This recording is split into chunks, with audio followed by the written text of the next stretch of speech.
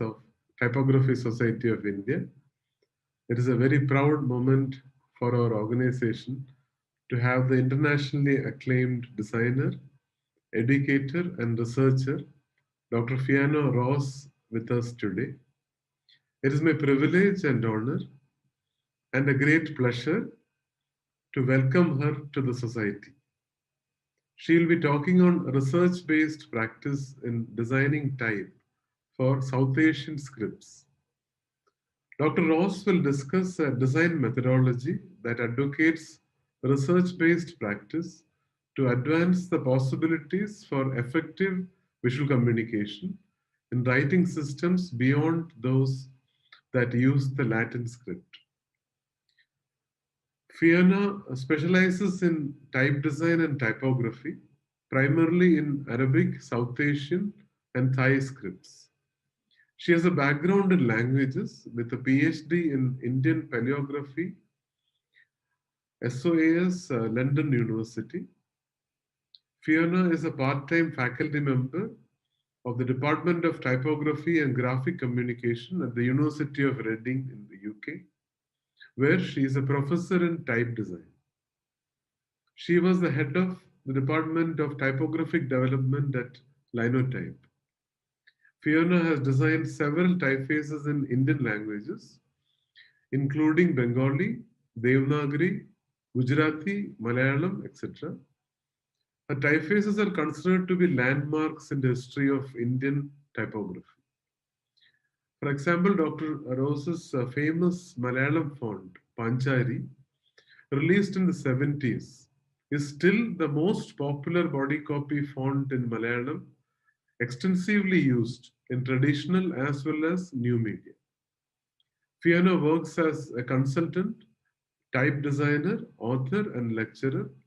Her recent design work has been in collaboration with Tom Holloway, John Hudson, and Nilakant Shethimayum for clients such as Anandabasar Patrika, Adobe, Google, Microsoft, Monotype, and Harvard University Press for the Murty Classical Library of India. Dr. Ross is the recipient of the SOTA Typography Award and the Type Directors Club Medal for her outstanding work in type design and education. On behalf of the organizing committee and the Typography Society, I extend a very warm welcome to Dr. Fiona Ross. Namaste. Over to you, Dr. Ross.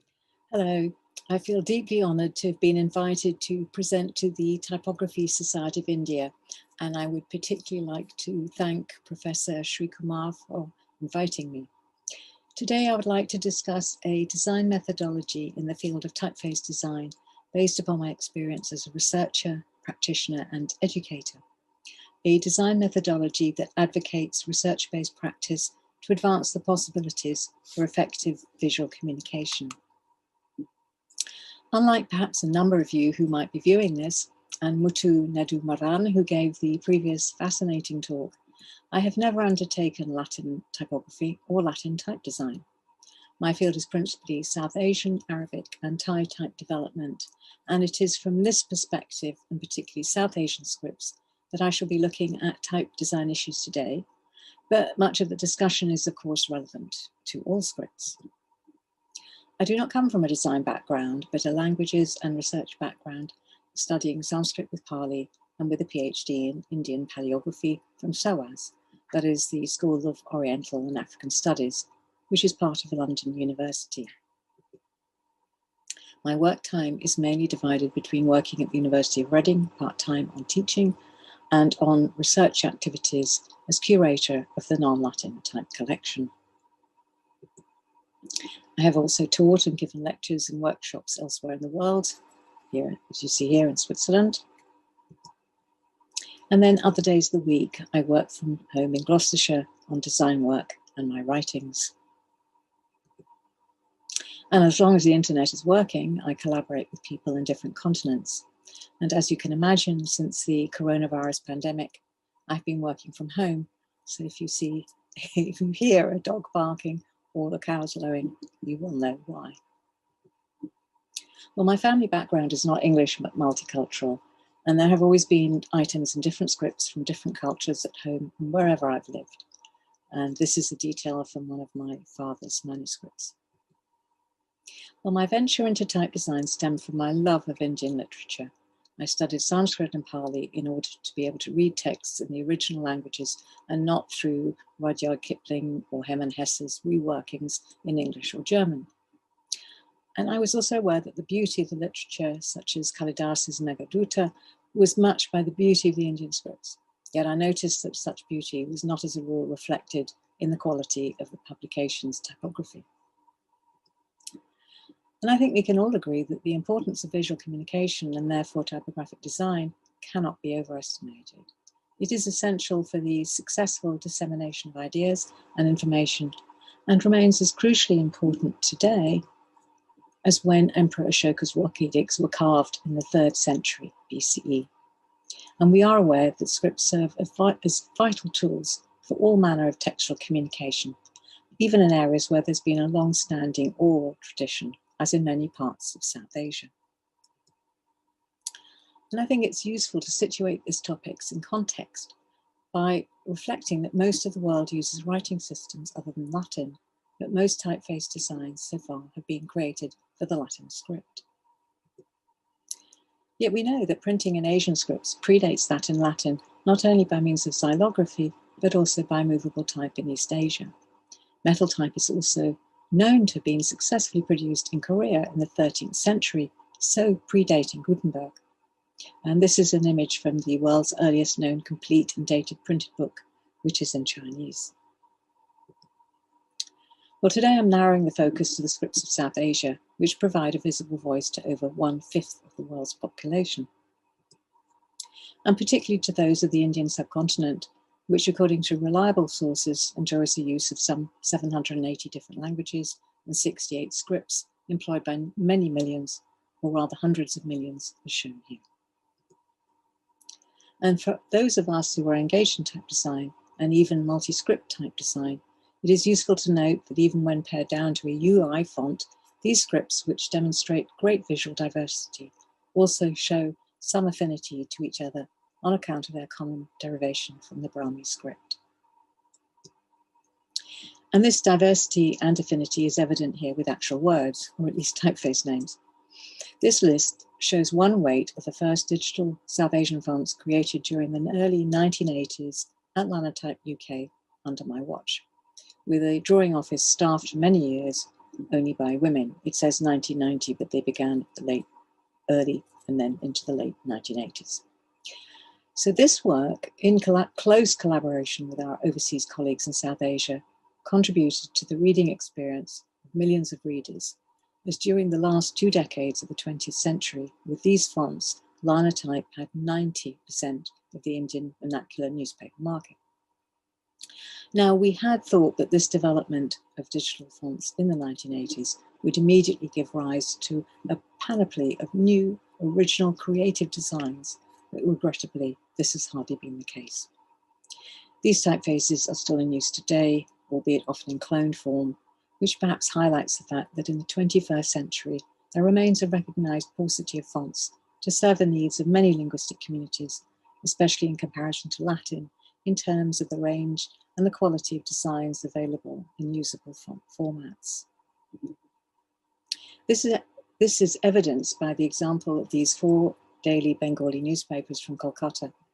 And although this image doesn't show the most recent editions, the point is still valid, that they all use the same body text face, that is Linotype Bengali, usually called ABP Bengali. As ABP, that is Anand Bazar Patrika, are the only ones to license it, and their newspaper is shown top left here. Now, in 2019, one community was still waiting on a font that could send SMS text messages by phone in the Métis Marc script. Now, new developments have rectified this, but there remain issues regarding input methods, a lack of well-designed fonts for some scripts, or even a dearth of fonts that are Unicode compatible to represent some languages. However, we are indeed on the cusp of improved global textual communication as we witness current efforts impelled by internationalization and facilitated by existing and emerging technologies. Well, my concern is principally for text typefaces, particularly for sustained reading. So this differs from the informal styles that Murty was showing earlier this month. So how does my contention that sound research underpins best practice in vernacular type design actually function in practice to deliver effective means of typographic communication? Well, I hope to demonstrate this by showing you a few design projects that span well over 30 years. Clearly, an understanding of the writing system is essential when embarking on any design, but it is in researching revered manuscripts, noteworthy inscriptions, and analysing past and current practices in type founding, typographic conventions, script requirements, as well as cultural traditions that help us make intelligent decisions and contribute to best practice, whether it be for Devanagari, Arabic, Latin, or Tibetan, etc. The designer can develop his or her visual perceptual skills, approaching scripts and resources without preconceptions. And I use this character as a reminder to students that they shouldn't look for equivalents in the Latin script, as demonstrated by this numeral 3 in the Kannada script. Regarding a few real projects that illustrate how research underpinned the design process. Archival research had formed the basis of my first design project in 1978, namely Linotype Bengali for the already mentioned renowned Kolkata newspaper and publishing house Ananda Pasar Patrika, ABP. As you will know, ABP has a long history of Bengali publishing and was instrumental in implementing the Bengali script on the hot metal linotype machine, a machine that was preferred for newspaper composition.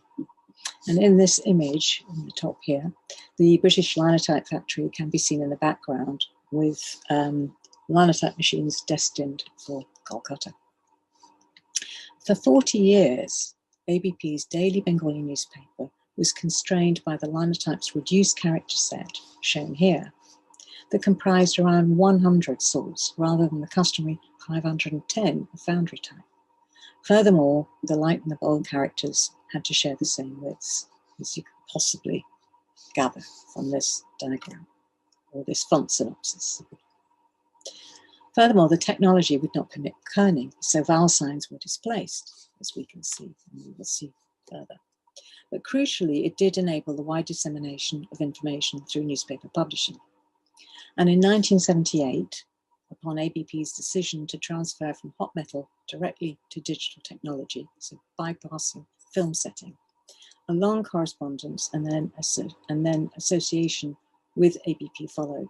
And I was assisted by Dr. Tarapada Mukherjee, my then PhD tutor at SOAS, and the artwork was created by the supremely talented type designer, Tim Holloway. Well, under Mukherjee's guidance, I therefore consulted manuscripts and early printed works to comprehend how the beautiful Bengali script had become fixed in type by the earliest publications that had deliberately simplified the Bengali script and introduced word spacing and other typographic conventions. So on the right, you see the earliest successful Bengali font, and on the left, you see one of the manuscripts that we know the font's creators had sight of. We looked at slightly later well-drawn historical models, such as these types based on letter forms of the Bengali writing master Kali Kumara Raya, and we consulted font synopses of foundry type previously used by ABP. And we were intent on redressing the clumsy forms created by the restrictions of the hot metal linotype machine that had become the daily experience encountered by newspaper readers for 4 decades, and whose legacy is still visible in contemporary practice. So this newspaper headline shows the lack of kerning and characters constructed by ill-fitting components that should have a seamless join, as shown here, where the green circles indicate where there should be kerning and the red circle seamless joining. So we decided to stretch the possibilities of kerning vowel signs afforded by digital typesetters by kerning in both directions, as the word Preeti here requires. And at Linotype, we worked with programmers to develop software that allowed the accurate placement of vowel signs for digital fonts, as you can see here. Remember, these are the days long before OpenType features. And we created new solutions for keyboarding, and ABP were the first to adopt the phonetic keyboard that we invented at Linotype, which enabled the keying of contextual forms, that is, conjuncts and ligatures, vowel signs, for Indian and later other South Asian scripts. And importantly, it enabled the use of standard keyboard hardware. The phonetic keyboard also no longer constrained character set sizes. In other words, technology first developed in 1978 greatly influenced and facilitated Indian script typeface design. Consequently, it enabled the reintroduction of letter shapes, especially conjuncts, that had not been seen in newspapers for some 40 years. And you see a small selection from here. And ABP, true to their enduring pioneering spirit, felt that the benefits of the new Bengali design for newspaper composition overcame any necessity to acquiesce to reader conservatism. There is a slight error here in this trial setting, but you can see that the resulting design, which first saw publication in 1982, provided economies of space in comparison to the earlier pop metal rendition. And it enabled the creation of new standards of typography. Furthermore, it established the design process for other fonts we undertook at Linotype, at first specifically for the Indian Express group of Mr. Ramnath Goenka, who regretted he did not lead Linotype Bengali, but required many other scripts designed to the same standard. Other newspaper clients for these typefaces included the Times of India, Malaya Manorama, Inadu, and others. Well, returning briefly to Bengali digital type development, despite vociferous initial complaints regarding the seemingly retrogressive reintroduction of manuscript letter forms, the Linotype Bengali typeface has become ubiquitous for Bengali composition in India and Bangladesh. Linotype Bengali, or rather ABP Bengali, has been described by one scholar as the Times and Helvetica of West Bengal. Well, on visiting the ABP offices in 2008 in Calcutta, long after I'd ceased working at Linotype, the then chief editor, Avik Sarkar, pointed out ABP's long-felt need of over 30 years for more typefaces than just one in two weights. They wanted the additional extra bold weight they had requested from Linotype back in the early 1980s that never came to fruition. But they urgently needed a new voice, a low-contrast typeface for differentiation and for the launch of a new daily metro newspaper, Ibella. Therefore, the kind of research materials that we have just had a glimpse of in turn underpin the development of the low-contrast Sarkar typeface in open type format for ABP. We had developed a common language to discuss issues across continents with the newspaper editors who kept us abreast of evolving language requirements. Well, for this project, Tim and I needed to work with large drawing sizes, and we drew inspiration again from a range of resources to overcome problems that the chief editor had identified in existing low-contrast designs, which he had found unsuitable, such as these. In fact, Avik Sarkar suggested that the problem we needed to deal with when designing a low-contrast Bengali typeface was that of, I quote, having too many tenants in the attic. And we experimented with how to prevent accents clashing using methods that we had observed in manuscripts held at the British Library. For some trompe-l'oeil and other effects documented here, I obtained the chief editor's approval during another visit to Calcutta.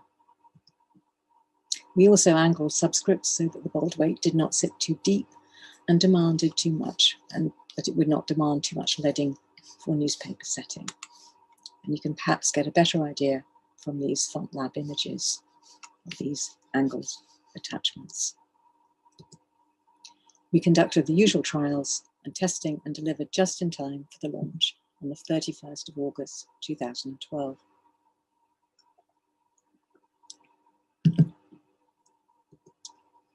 So ABP and their publications now had two typefaces designed some 30 years apart by the same team, with the additional assistance of Nilakash Ketrimayum towards the end of the project. And following a commission from Arup Sarkar in December 2015, with Nilakash working in India, me working in the UK, with John Hudson of works undertaken in production in Canada, we delivered the extra bold font some 30 years late, but in time for ABP's chief editor's 70th birthday. And it first appeared on the newspaper stands in Kolkata in December 2015. This is the first edition that used it.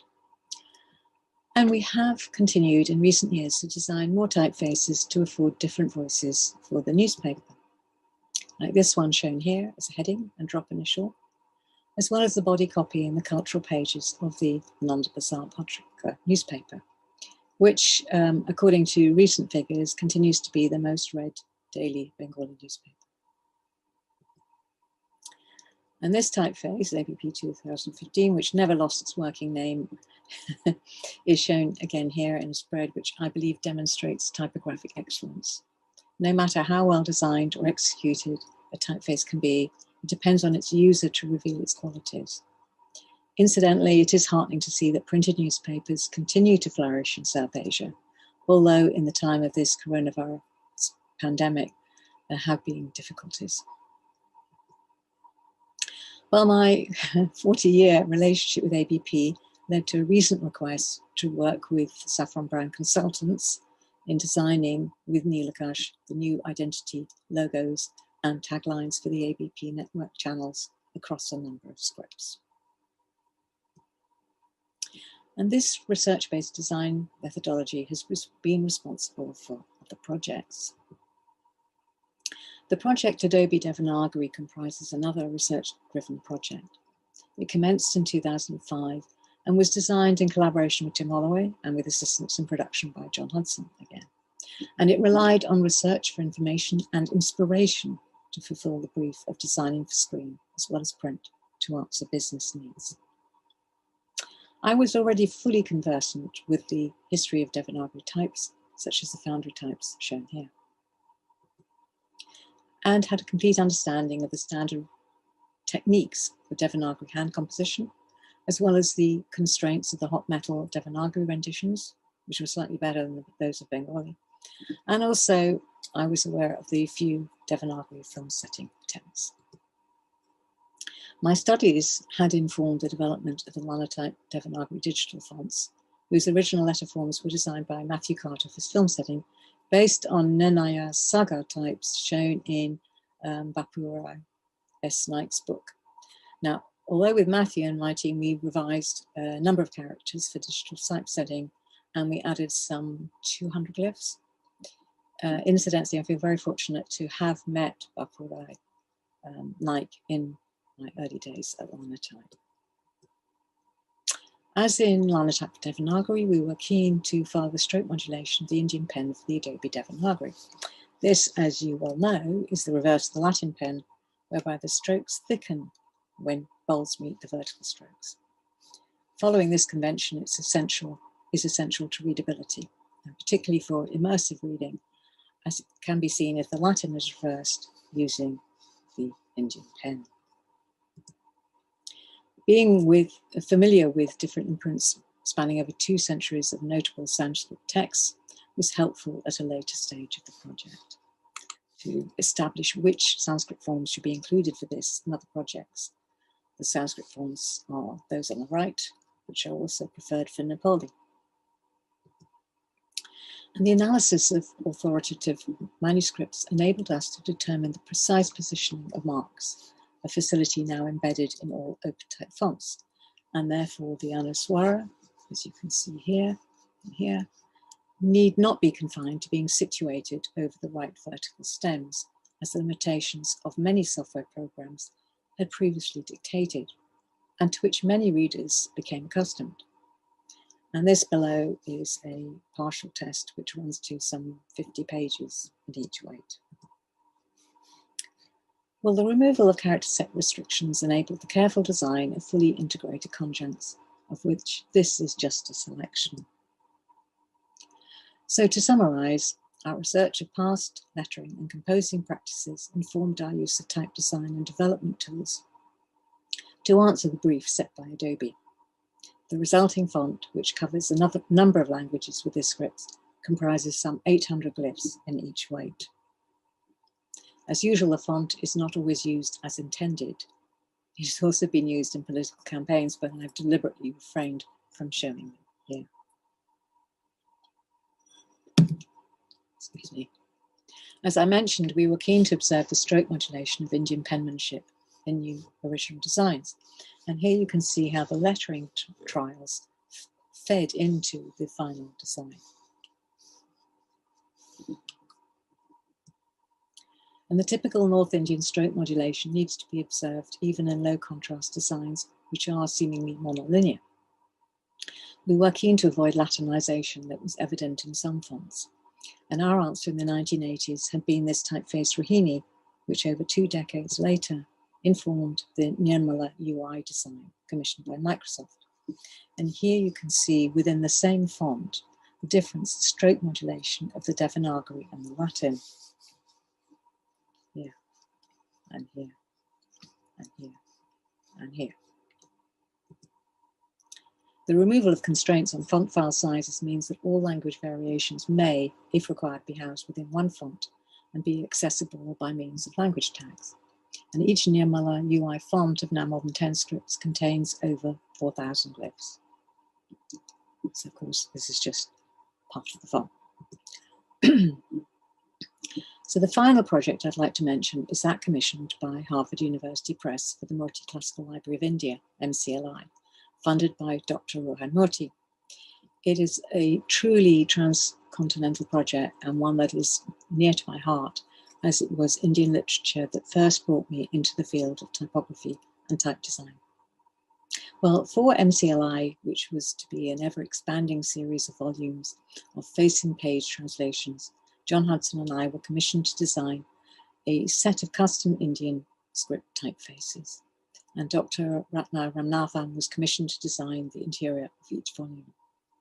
The brief, in essence, was to undertake a contemporary approach to traditional type forms, but bearing in mind that the typefaces were to represent classical Indian texts, they needed to be appropriate in style for approval by literary scholars, and yet appeal to the modern young Indian reader.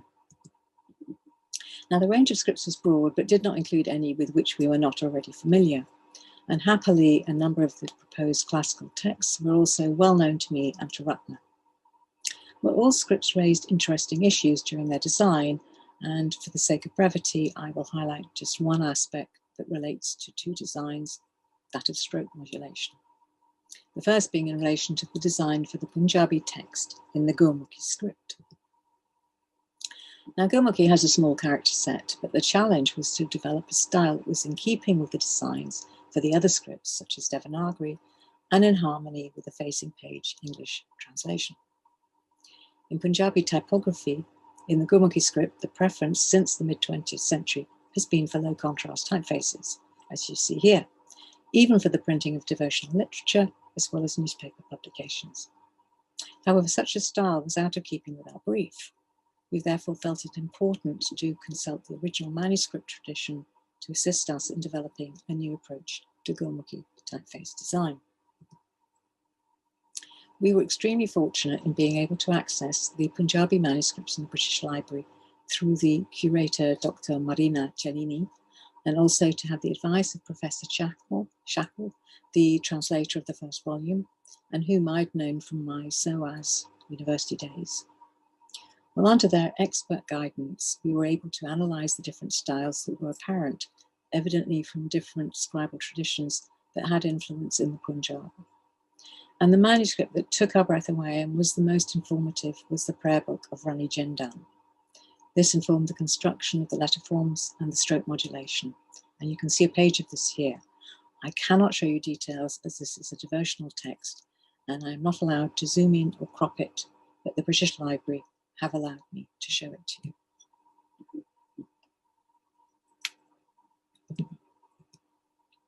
Professor Shackle kindly provided feedback as the typeface developed and advised on the development of particular stylistic sets to prevent clashes of ascenders with superior marks. Of course, the final image of any typeface is mediated by the typographer, the user. Guided by Ratna's experience, together we worked on testing some of the more challenging aspects of textual composition. In fact, all of us, being obsessed with details, we undertook seemingly endless tests with the final text to obtain the best results possible with a software in which John spent considerable time pushing to its limits to deliver the hoped-for typography. And we were pleased that upon publication of the first book in each of these Indian script typefaces, the fonts are freely available for non-commercial use. Well, with respect to the colour typeface undertaken a few years later, the design took us on a different journey. We were familiar with the manuscript tradition for this and other Indian scripts, South Indian scripts, of the use of the stylus on palm leaf that created monolinear letter forms. And we were fully aware of the preferred high contrast design favoured in typography. We were familiar with the hot metal type, as shown in this newspaper clipping, but we were more interested in researching early 19th century very readable type of the Basel Mission Press, and also those produced by the Gujarat Type Foundry during the 1930s. Now, my experience with digital type development for linotype made me aware that these did possess antiquated forms that should be avoided, such as these here. And I was mindful of a crucial decision we had made for the early digital fonts in the 80s, and the issues we'd experienced in trying to draw for dynamic effect a gently rising, where's my mouse? Gently rising horizontal top line, which was impossible to render smoothly in early digital type, so we just had to straighten it. So we decided against reintroducing this rising stroke, as there were other elements that imbue vitality to the design for the Murty Canada. And with regard to the overall stroke modulation, we also decided to avoid the extreme high contrast that is witnessed in some publications in order to maintain harmony with the other designs, but to also ensure optimum readability for the text. It was a truly collaborative venture, and we benefited greatly from the expertise and information provided to us by Harvard University Press, who also provided us with feedback from the editorial board, the compositors, and the translators. And we are delighted with the reception this project has so far received. For me, it was a privilege to be working with Ratna, the book's designer, as our priority was that the typography should reflect the beauty of its literary content. Now, clearly the intended purpose of a typeface design, its intended users and readership are fundamental to finding the appropriate voice and therefore its styling. To consider whether typeface will be used for a specific genre, in an extensive or limited range of type styles and sizes, whether for print and screen, whether it was a UI or default font on the mobile device, is crucial to the design process in any script. And of course, as we saw earlier, one can never anticipate how a typeface might also be used, particularly when the choice of fonts is poor. We may design for 8-point newsprint, but find it used on the side of a pink van or for posters around town. As you can see by the camera shake, Neil nearly got run over trying to take an image of a poster in situ. Personally, I do not really like to discuss my work in public, but I realise that documenting in some ways such case studies which allow future practitioners to comprehend how design decisions have been made that affect the visual representation of language is informative. And I am concerned that in the digital age, reflections on design practice that we request from our students at Reading, as shown here, are unfrequently undocumented. Iterations and early samples of design, as shown here, are easily deleted and rarely preserved for future researchers and designers. Reliable resources in this field, such as these, by former students, Neil and Kalapi, both published and unpublished, are, I'm delighted to say, growing in number.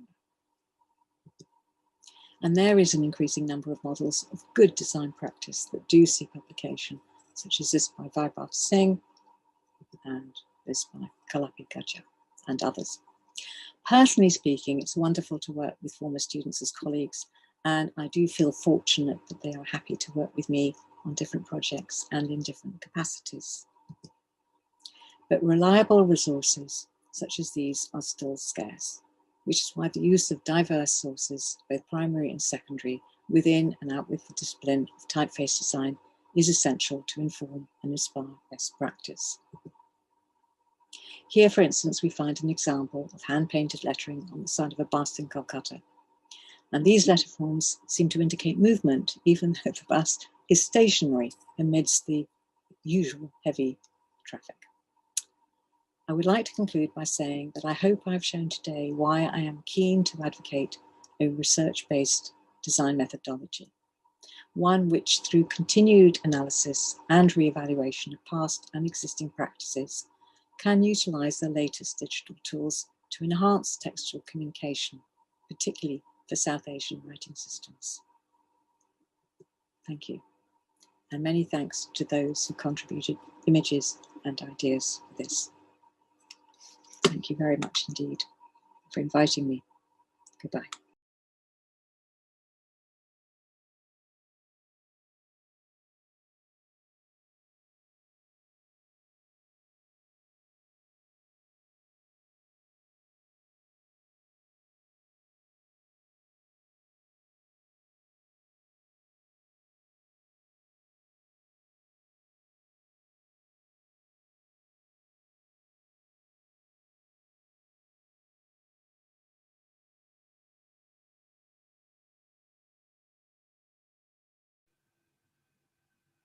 Thank you very much, Fiona, for the wonderful talk and for accepting our invitation. We will move on to the Q&A session now.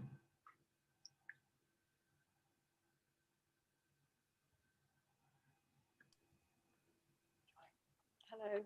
Hi, good evening. The dog out of the room. Hi. Hello. Hello. We will start with the. Thank you very much, Fiona, for the wonderful talk and for accepting our invitation. We will move on to the Q&A session now. Very good.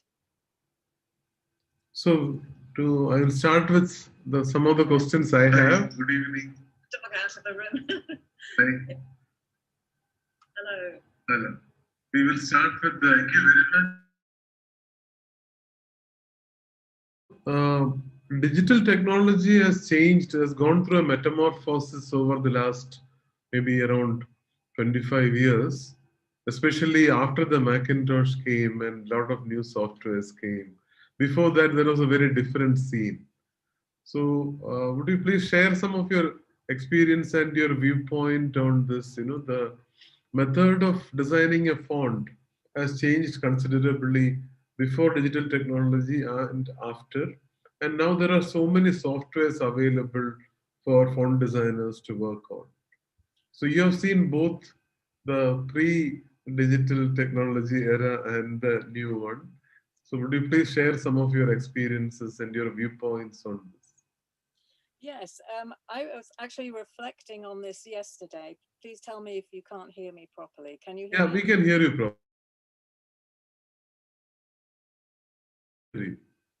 I hope so.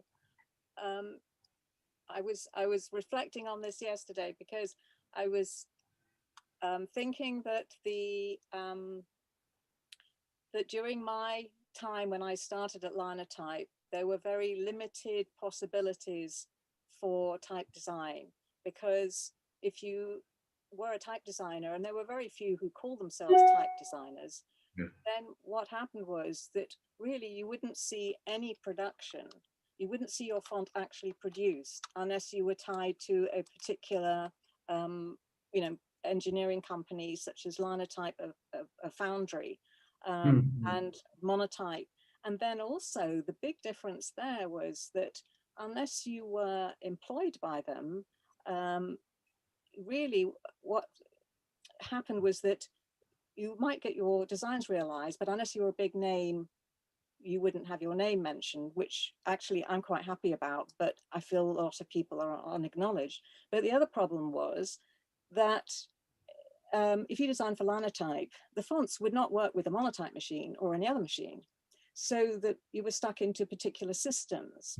And so I think it's wonderful that the tools that have happened, what has happened has been phenomenal. And I think the opportunities for designers, that they don't have to embed themselves with particular large foundries or small foundries, there is a choice, or they can work individually. I think that has changed a great deal. And also the software that we were struggling to develop 20 years ago or whatever for positioning of matras, etc., now is embedded within the font itself, and you can make choices. There are still choices that I fight for that I feel we could have done with the software, like deciding where we want the ref in certain compositions that now I don't have the choice. But I think that has really opened up the possibilities to really enrich the typographic palette for many, many scripts. And so I think it's a very exciting time now. And can you share some of your experience on how do you do the font testing and evaluation after the font is designed? What kind of work you do in terms of testing it out and evaluating it? For example, do you do any of those visual ergonomics tests like eye movement recorded tests or things like that? Well, at Linotype, there used to be two kinds of tests that we would do. So I would do tests, which I still do now, but there would be also, you can believe it, for newspaper composition, there would also be someone testing the machine to see how many characters a minute or characters a second it would spit out. So that was very important for them for speed. So a lot of the work I also did was font specifications and the layout, so it could operate very fast. Now for testing, I'm still very analog. So I print a lot and I do a huge number of tests. So you saw a tiny bit of the Adobe Devanagari one, and that will go on for 50 pages. I will test every subscript with and superscript with every character. I will do spacing tests. I will do tests with all kinds of modifiers, with punctuation, and yeah, copious testing. And I think that the fitting of the typeface is extremely important, and particularly as I design for text typefaces, it is very important. And I remember going to, I was in Mumbai many years ago, and there was someone who wouldn't believe me that at Linotype, which I was still then at, that we didn't have an algorithm for spacing. And in fact, I have one PhD student who now is working on a new version of whether it's possible for Latin. But I do think it's really important, the spacing, the space, the white that surrounds and is enclosed within the character is as important as the black. And so, spacing takes a lot of time, but when you get it right with the first 10 or 20 characters, then that will just set up the pattern very well. So I test on different printers, I test on screen, but because I am, I'm still using FontLab for testing, and I'm still using an old version that prints. So FontLab people, please hear me, because the newer one won't print. But what's wonderful, why I like to test straight from the font, is I know that there's not a problem with InDesign or any other layout software. If there is a problem, it's our problem, and we have to fix the font. Exactly. It's a design problem. It's not something that's happening with layout software. And with working on the Murty with Ratna, we did a lot of tests with InDesign as well, because that was what was going to be used. But we also did tests in Microsoft Word, which the translators might have used. So there were different means of testing. Yeah. And you are one of the few designers who are into academics also. So I really, many of your students are attending today's session, and you have taught many of my students also, and you have a very large number of student fan following. Oh, that's very kind. So can you share your experiences in the academics side? Yes, I sort of fell into that, really. I had always appreciated research-based practice. And in fact, I started, as I mentioned earlier, I started as a researcher And the reason I got into, I ended up taking over the drawing office very reluctantly at Linotype was because we were embarking on the Bengali digital fonts. And there was talk of just converting the Linotype hot metal. And I was very opinionated. And so was Dr. Tarapada Mukherjee. And we said, no, you can't do this. And so I then started working and looking at the designs and finding that with Tim Holloway, there was a designer who could put into practice, could visibly actually execute my vision and with information from Tarapada Mukherjee and from the Sarkar brothers. And so, you know, I took that role on. And then at Linotype, I started introducing once a week seminars on Indian orthography, because I said, you can't, you know, you can't design unless you know what you're doing. And we had wonderful colleagues at Linotype India. And they would say to me, what do you need? And I'd say, I need to know what the character set is that they're using. I need to see examples of newspapers. So we had all this pooling of skills, this pooling of information. And I always, for some reason or other, after finishing my PhD, which I did whilst at Linotype, I decided I would publish my findings because there wasn't enough literature in this field.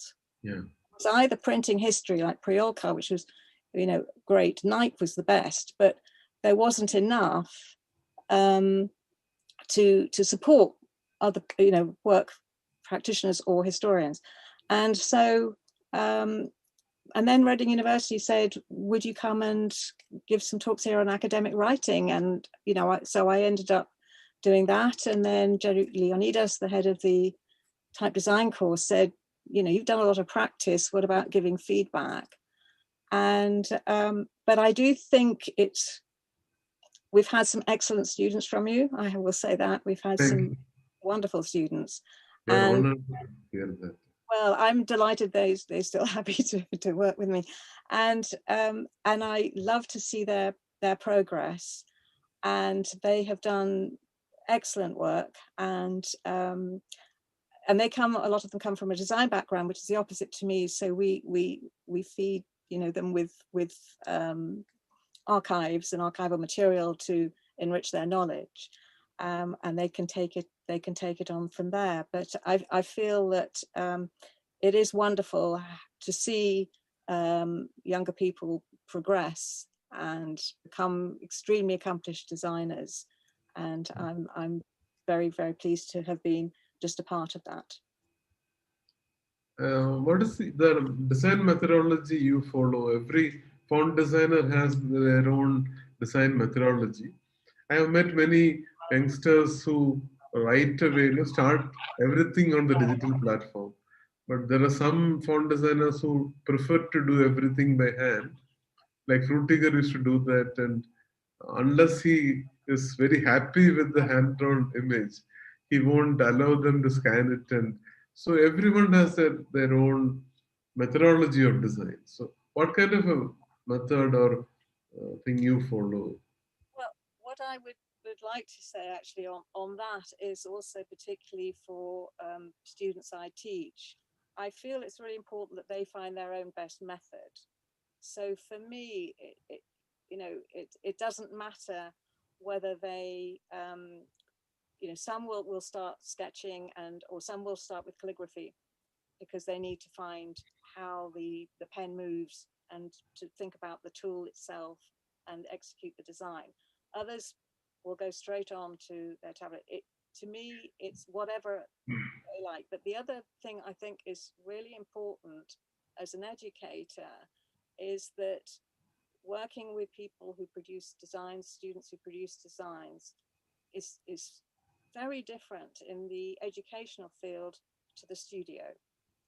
And I feel myself that it's really important that we don't act as if we're a studio. So much to the possible annoyance of students at the beginning, I try not tell them what to do, but I ask them why they're doing things.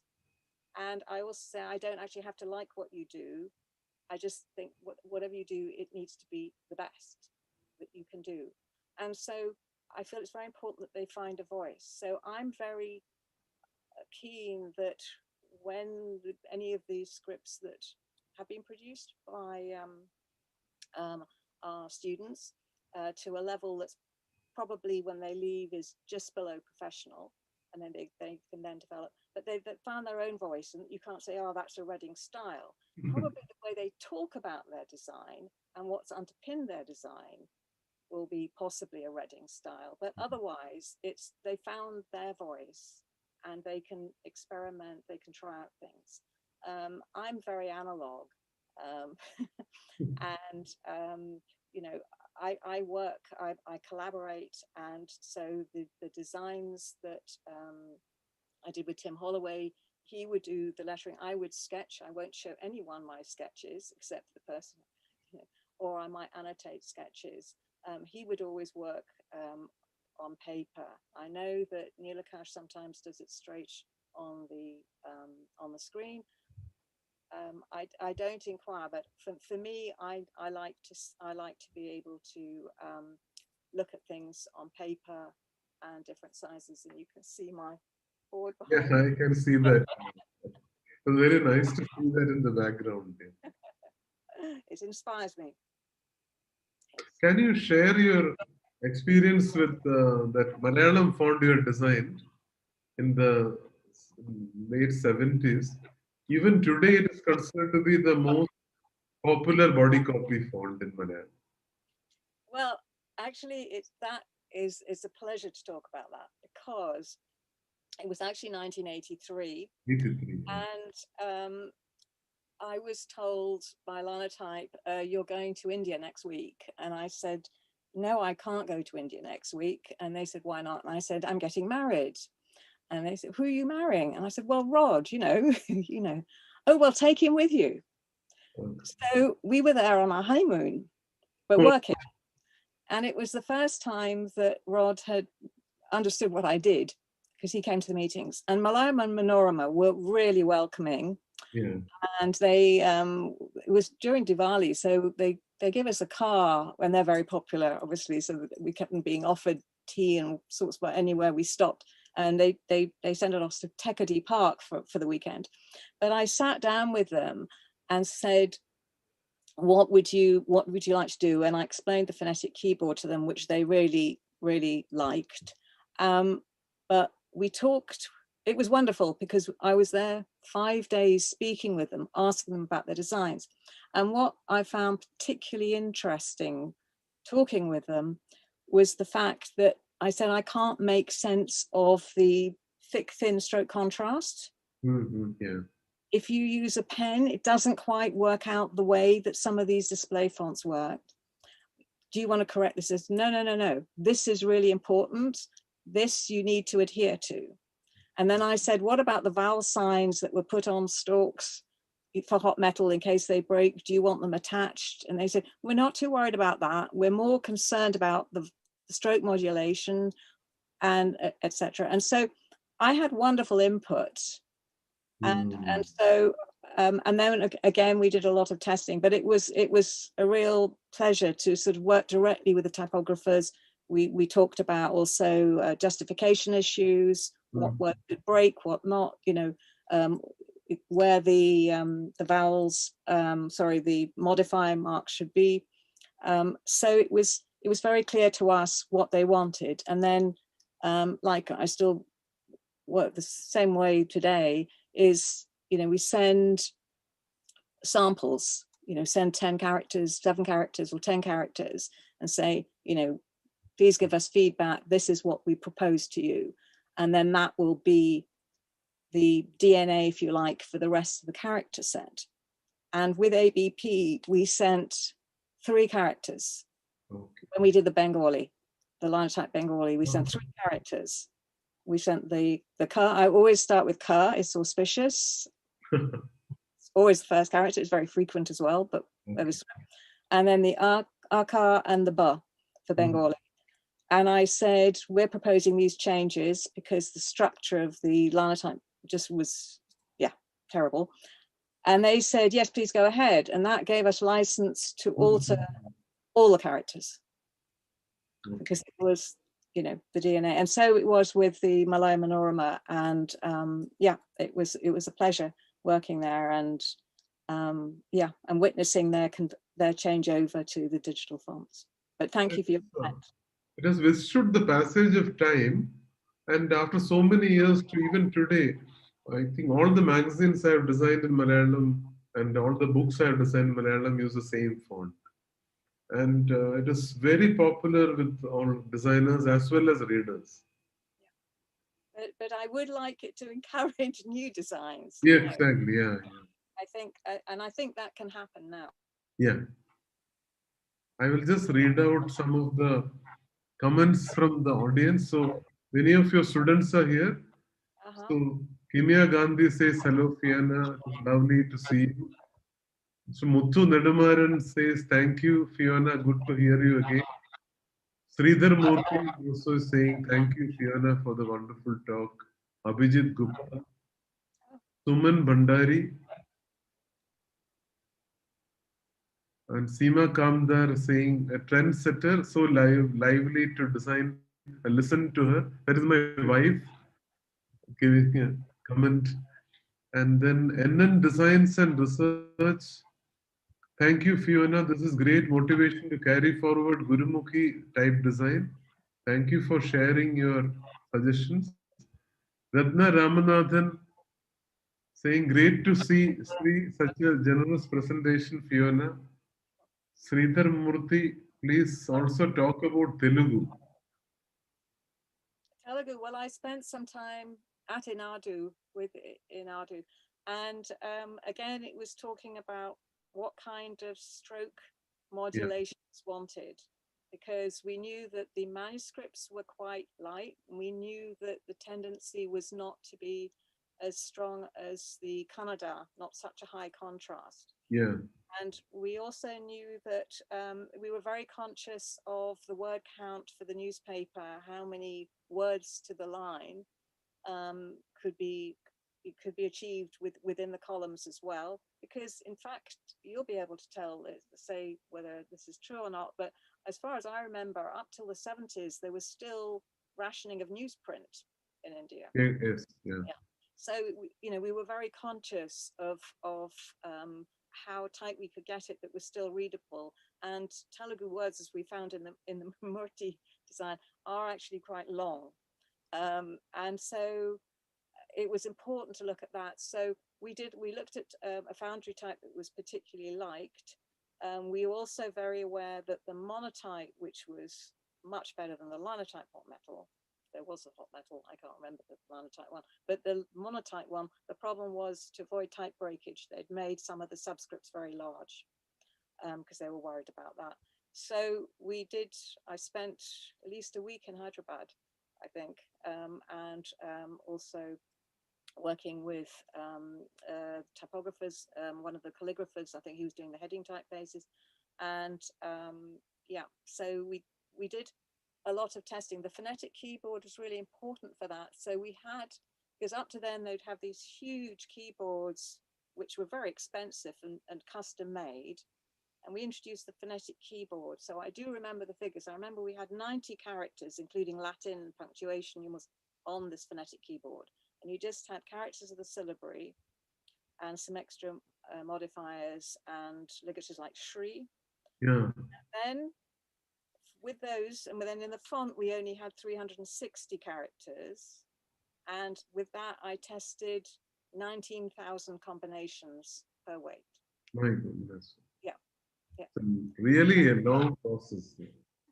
The fitting, we had to introduce certain routines to fit the spacing of the kerning vowel signs, and then if they had the other ones that went underneath the zero width ones, so that there was, but yeah, it fitted well. The fitting for Telugu is very important. I usually show that if I'm talking about fitting, I usually show Telugu. Because the excite has to be compromised a lot because of the matras coming on top as well as at the bottom. Yeah. You're another student of yours, Pooja Saxena, has written, so wonderful to see you, Fiona, and thank you for sharing all those stories with us.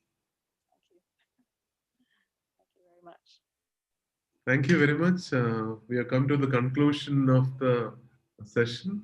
I will just take a minute to share the screen and to thank the all our partners. Yes, Just please. give me a minute. Yeah. So I would like to thank my colleagues in the organizing team, Tarundeep Girdhar, Dr. Uday Kumar and Chirag Gandhar. And I would like to thank the Hasgeek team for all the technical support and your wonderful help for us for the live streaming and all the publicity. And Typography Society would like to thank Dr. Fiona Ross for accepting our invitation and all everybody who has participated in this. Thank Well, you very much. I feel truly honoured to be invited, to have been invited. Same here. We are all very happy to have you as our speaker. We learned a lot. Thank you so Thank you much. very much. Thank you.